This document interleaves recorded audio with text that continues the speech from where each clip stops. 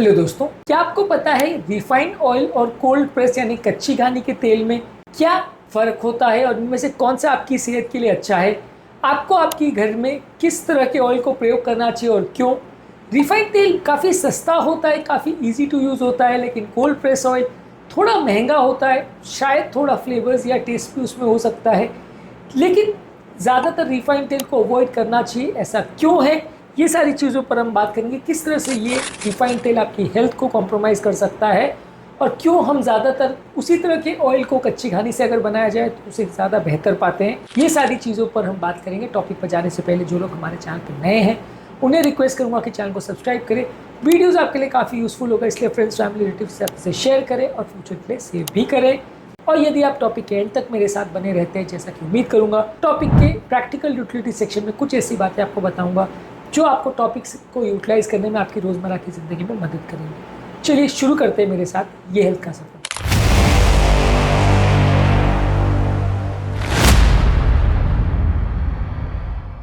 Recently mister Sharma, जो कि 55 year old heart patient, मेरे पास आए थे।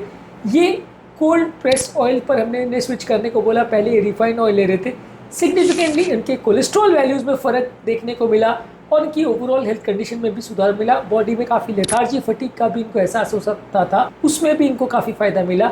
इसके अलावा रिसेंटली एक फीमेल पेशेंट हमारे पास आई थी जिनको काफ़ी डाइजेस्टिव प्रॉब्लम्स हो रहे थे। वो रिफाइंड तेल काफ़ी सालों से प्रयोग कर रही थी। हमने उनको कोल्ड प्रेस ऑयल को स्विच करने को बोला। इनकी एसिडिटी, ब्लोटिंग की प्रॉब्लम में भी सिग्निफिकेंट फ़ायदा देखने को मिला, यानी डाइजेशन में भी इनको फ़ायदा मिला। कोल्ड प्रेस ऑयल आपके डाइजेस्टिव सिस्टम के लिए भी अच्छे माने जाते हैं। आपके घर में कौन सा तेल यूज़ होता है, कमेंट सेक्शन में लिखकर हमें बताएं। कि आपको कोल्ड प्रेस ऑयल और रिफाइंड ऑयल के बीच का फ़र्क पता था, ये भी हमें लिखकर ज़रूर बताएं।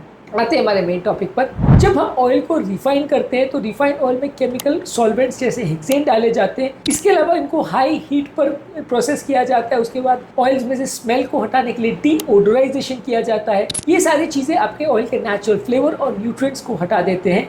जबकि कोल्ड प्रेस ऑयल में कंपेरेटिवली इसमें उतनी ज़्यादा प्रोसेसेस नहीं होती। डायरेक्टली ऑयल को आप पीस करके उसको मैश करके ऑयल को बनाते हैं, ना इसमें बहुत ज़्यादा हीटिंग होती है, ना केमिकल सॉल्वेंट्स का प्रयोग किया जाता है। यही कारण है कि जब आप ऑयल को पीस करके बनाते हैं तो ऑयल बनता कम है, इसलिए थोड़ा महंगा बिकता है, लेकिन इसमें नेचुरल न्यूट्रिएंट्स, एंटीऑक्सीडेंट्स और नेचुरल स्मेल भी इसका रहता है। इसके अलावा जब आप रिफाइंड तेल का प्रयोग करते हैं तो उसमें हेक्सेन और हार्मफुल केमिकल्स रह जाते हैं कुछ अंश का। आप जितना भी उसको प्रोसेस कर लो, जितना भी उसको और रिफाइन कर लो, लेकिन जो केमिकल्स आपने डाले वो पूरी तरह से हटा पाना संभव नहीं हो पाता।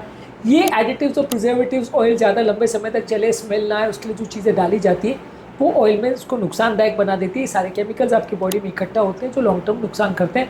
बहुत सारा बॉडी का इन्फ्लेमेशन और बीमारियों के कारण बनते हैं, जिसमें कई डेंजरस बीमारियां इंक्लूडिंग कैंसर भी इन्वॉल्व है। इसके अलावा जो कोल्ड प्रेस ऑयल होता है उसमें सिंथेटिक केमिकल्स नहीं होते। इसमें कुछ एंटीऑक्सीडेंट्स और विटामिन होते हैं जो कि नेचुरली प्रिजर्व्ड होते हैं। इसमें आर्टिफिशियल प्रिजर्वेटिव्स यूजली नहीं डाले जाते अगर इसको प्रॉपर तरीके से बनाया जाए तो। इसके अलावा रिफाइंड ऑयल में काफ़ी इसेंशियल फैटी एसिड्स, विटामिन और एंटीऑक्सीडेंट प्रोसेसिंग की क्रिया के दौरान लॉस हो जाते हैं, जबकि कोल्ड प्रेस ऑयल्स में विटामिन ई, पॉलीफिनॉल्स और इसेंशियल फैट्स जैसे ओमेगा 3 फैटी एसिड्स और ओमेगा 9 फैटी एसिड्स होते हैं। इसके अलावा कोल्ड प्रेस ऑयल्स का स्मोक पॉइंट थोड़ा सा लो रहता है। इसको हाई टेम्परेचर कुकिंग के लिए यूज़ नहीं कर सकते। ये उतना स्टेबल नहीं रहता हाई टेम्परेचर में, इसलिए आप जब इसे डीप फ्राई करोगे तो ख़राब हो जाएगा।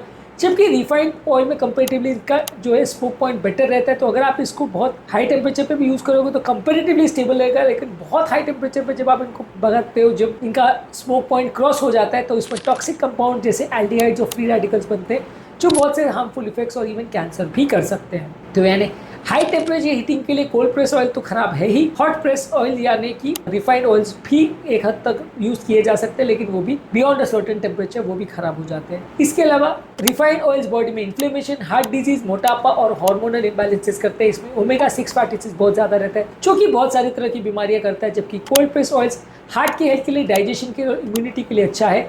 कोल्ड प्रेस ऑयल में ज़्यादातर नारियल का तेल, तिल का तेल, मस्टर्ड का तेल, ये सारी चीज़ें आती हैं। कई बार ऑयल में लेबल्स को कंफ्यूज करने के लिए उसको लाइट, प्योर या heart healthy oil refined oils पर लिख दिया जाता है, जो कि एक्चुअल में सच नहीं होता, वाकई वो गलत होता है। कोल्ड प्रेस ऑयल्स में अगर कोल्ड प्रेस लिखा हो तो वही मान करके उसको यूज़ करिए। और ज़्यादातर कोल्ड प्रेस ऑयल हमेशा लिखा रहता है उसमें कि कच्ची घानी का तेल है और ये डार्क बॉटल में आता है, नहीं तो रूम टेम्परेचर में कई बार रखने से ख़राब भी हो जाता है। कच्ची घानी का तेल कई बार हेल्दी ज़्यादा माना जाता है। रिफाइंड तेल जो है वो चीप रहता है, शेल्फ में लंबे समय तक स्टेबल रहता है, इसलिए वो सस्ता रहता है। कोल्ड प्रेस ऑयल स्टेबल उतना नहीं रहता है, इसलिए थोड़ा कॉस्टली रहता है, पर उसमें न्यूट्रिशन ज़्यादा अच्छा है और वो हेल्थ के लिए ज़्यादा अच्छा माना जाता है। एक एग्जाम्पल देके समझाता हूँ। सस्ते ऑयल हाई वोल्टेज चार्जर की तरह से है, जो आपके मोबाइल फ़ोन को झट से चार्ज तो कर देता है लेकिन बैटरी को ख़राब कर देता है। या दूसरा एग्जाम्पल दूँ तो ये जो रिफाइंड तेल है वो इंजन में डाले हुए गंदे तेल की तरह है, जो इंजन को चालू तो कर देता है लेकिन इंजन में लॉन्ग टर्म में ऐसी खराबियां कर देता है कि वो बाद में यूजेबल ही नहीं रहता।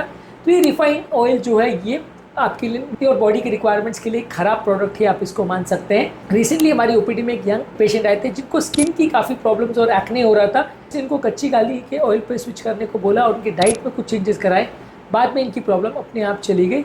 इसी तरह से एक डायबिटिक पेशेंट को शुगर कंट्रोल करने में दिक्कत आ रही थी, रिफाइंड तेल से हमने उन्हें स्विच किया, न्यूट्रिशनल काउंसलिंग करी और इनसे इनकी इंसुलिन सेंसिटिविटी भी इंप्रूव हुई और उनकी मेडिसिन के नंबर और उनके डोजेस में सिग्निफिकेंट सुधार देखने को मिला। आपके फैमिली में किसी व्यक्ति को क्या हेल्थ की प्रॉब्लम है और क्या आप कच्ची घानी का तेल यूज़ करते हैं या रिफाइंड तेल यूज़ करते हैं, कमेंट सेक्शन में लिख के हमें बताइए।